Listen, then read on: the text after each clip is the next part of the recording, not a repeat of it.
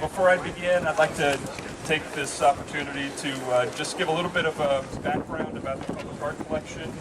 U of H was one of the first institutions in Texas to enact a Percent for Art program back in 1966, which is pretty progressive for 1966 in Texas. The university has been building an amazing collection ever since. We have art on all 5 campuses. We have the largest amount right here on the main campus, but in total on all 5 campuses we have about 400 pieces of art. And some of the artists we have in our collection are Andy Warhol, Jackie Ferrara, Mary Miss, Frank Stella, Matt Milligan, Allison Schatz, Luis Jimenez, Jacob Hashimoto. One of our other great additions that was installed last year was by Carlos Cruz Diaz, which is over by the Welcome Center. And that was our first project with an international artist, and that was his first public art commission in the state. So that was kind of a big deal for us. We also have lots of great Texas artists in our collection, like Jim Love, John Biggers, Randy Twaddle, Rob Zabel, Liz Ward, Rachel Hecker, just to name a few. With the help of our art committee, project managers, the support of UH, the collection continues to grow and gain recognition. But today we're here to celebrate the much beloved art guys who have commissioned to create a piece of art in conjunction with the building behind me, which is the new Cougar Village freshman housing building. It's been a sincere pleasure to work with the art guys. They've been amazing. They completed this incredibly substantial, monumental piece of art in less than a year, which is an incredible feat. It is called the Statue of Four Lies. You're probably wondering what that is all about.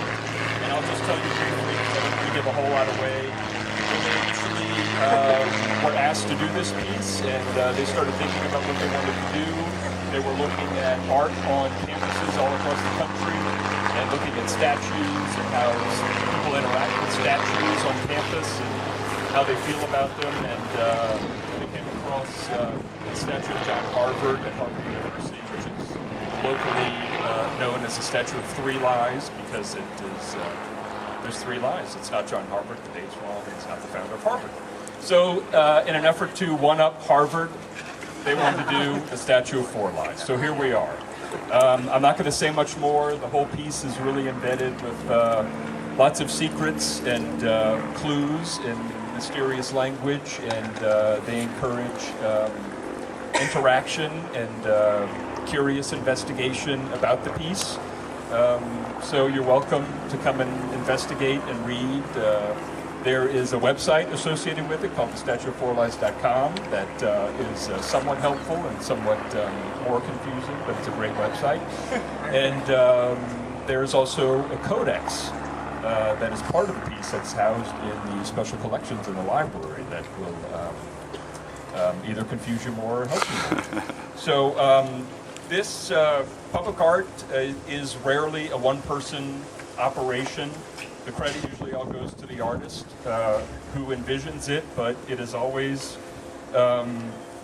created with the help of a lot of people and a lot of collaboration. So I'd like to make sure that Richard Armstrong from U of H is thanked, Pat Bozeman, May Chang, who is the senior project manager on this, and she was awesome, Dean Ruck, Richard Dickerson, Mike Emery, Carl Eves, Joe Galbraith, Brody Koopmans, Portia Leyendecker, Joe Meppelink, who was also very helpful in the engineering of this structure that we're standing on, Bobby Kendrick, Bob Pringle, I think I already mentioned Dean Ruck, Denise Soto, and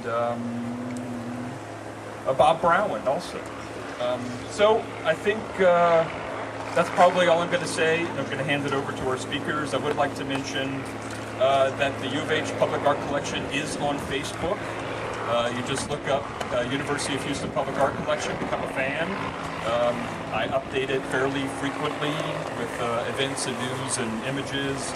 And we just launched a new website, a small version of our website, which will be expanded, and that is uh.edu/UH-collection. So I will leave it at that.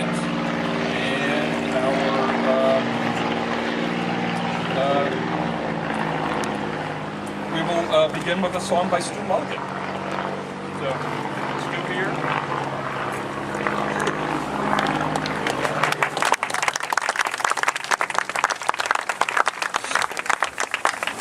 Thank you, Mike and Jack, for inviting me here. They said that they had a sculpture unveiling and that they had a budget to hire a professional singer. And they said instead of that, that they could give me money and that I could do it. And thank you very much for that. It's to be an unveiling, and we thought about songs, and most of these stripper songs that I know don't have lyrics. So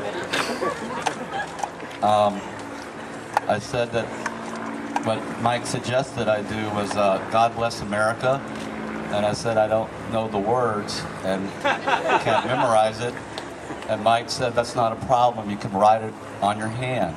So could you please join me in God Bless America?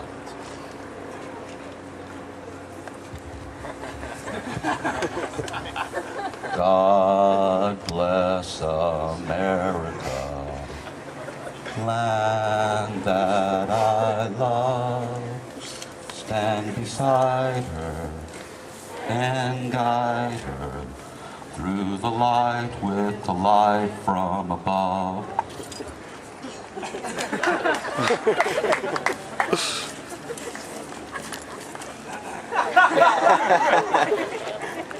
To the ocean,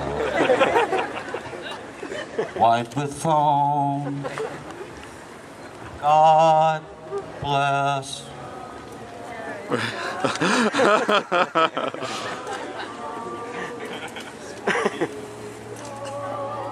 America. Oh, I missed that one. To the prairie, from the mountains, like with far, God bless America, my home, sweet home.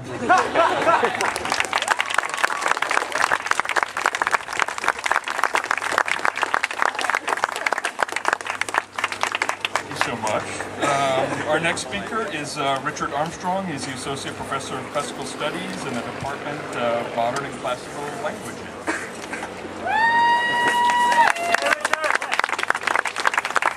I hope you've all admired the airplane.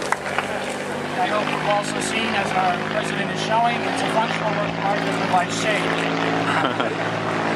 I want to thank you all for coming out here, braving the weather, possible rain, humidity, and bad hair day, to celebrate this unveiling of a new work of art. As you can see, the medium of this work is very serious indeed. Bronze and stone with Latin inscriptions, no less. When you cast in bronze, you cast to last. When you cast figures in bronze, they're usually of someone famous and well-known. Someone who's achieved great things. Someone very extraordinary, or at the least, very rich. Someone who is also usually very dead. What is this work about? And who are these guys, and what does it mean? By their gestures and expressions, you may think it's some kind of joke. Well, it's certainly an enigma. But I'm here to tell you it's a celebration of something deeply serious. Something that lies at the heart of every great university. It's one of our greatest values, and it's something we fight hard to protect. I'm talking about, in a word, mischief. I'm not just talking about the mischief of student pranks or the pranks professors play on their students, especially at grading time. These are just a manifestation of a deeper quality that the university fosters in its community. I'm talking about nothing less than the high mischief of free thought. Where else but here are we allowed, even expected, to question everything, to examine everything, to imagine that anything is possible, or that the simplest things in the world are wondrous and miraculous. Where else but at a university do we take nothing for granted and push the boundaries of the obvious and the accepted? We challenge ourselves and our students to think ridiculous thoughts, because this is how we transform ourselves and make the world anew. As a species, we have thrived on the strength of our illusions. High mischief, free thought. These things make for daring and bold research. But I'm not just talking about what we professors do. I'm also talking about the ridiculous nature of what every student undergoes here. This plaza stands before a new residence hall full of young people with their ridiculous hopes and fantasies. They imagine that they can just make themselves into anything they like, that old people like me will help them to achieve their dreams. They imagine that taking a few classes and getting a degree will change their world. And only by imagining such things and entertaining these illusions do they succeed. Isn't it ridiculous to think that you can be a homeschooled kid from League City, that you'll come here and pile up 3 majors, make a documentary film, and in a few years' time be ranked among Glamour magazine's top 10 college women in America? Isn't it foolish to imagine that some guy from El Paso can take classes and commute while working a full-time job and raising a family and become an astronaut? Preposterous that a woman who's raised 3 children and lived a full life could return to school in her 50s and get a long-deferred degree, a bachelor's, a master's, perhaps even a PhD.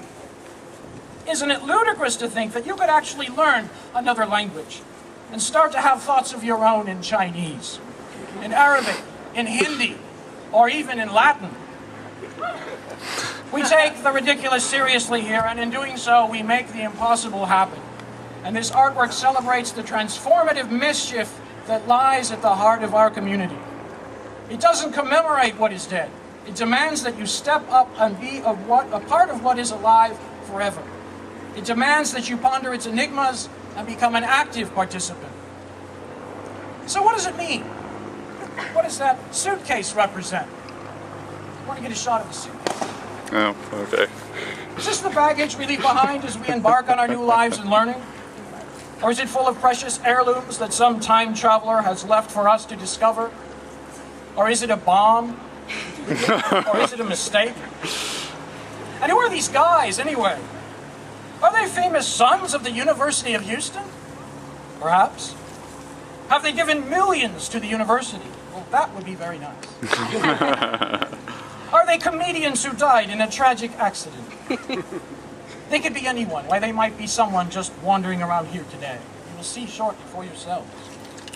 But they will stand here inviting you, teasing you, taunting you, and laying upon you a commandment. Thou shalt have fun.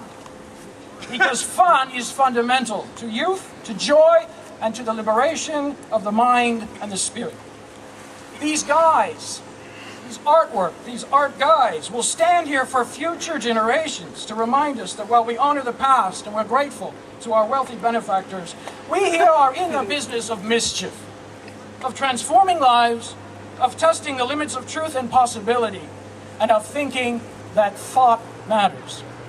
So, Madam President, honored colleagues, ladies and gentlemen, let's share the honor of being the first to welcome these guys to our campus and our community.